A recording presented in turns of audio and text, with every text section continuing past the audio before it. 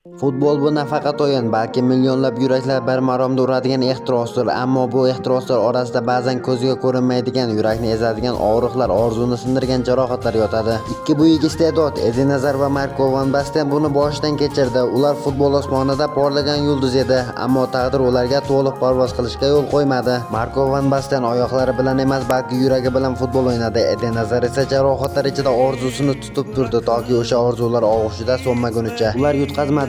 Ular o'z tanasi mag'lub bo'lsa-da, ruhi g'alaba sari yetakladi. Men futbolni sevganim kabi hech narsani sevmaganman, ammo tanam meni tark etdi. Real Madrid menga orzular eshigini ochdi, lekin har qadamda og'riq kutib oldi. Har bir jarohat orzuyimning bir parchasi edi, yo'qolgan, sindirilgan. Oxirida esa faqat jimlik qoldi. Eden Hazard. Men hali 28 yoshda edim. Futbol menga hayot bag'ishladi. Men esa unga yuragimni, ammo har gal to'pig'imni muzlatganimda shifokor ko'zlariga qaramaslikka harakat qilardim, chunki u yerda endi bo'ldi degan haqiqat galtirardi. Eng og'riqli narsa nima bilasizmi? Maydon yonida turib, ichingda hali ham gol urishni xohlagan yuragingni jim tutishdir. Marco van Basten.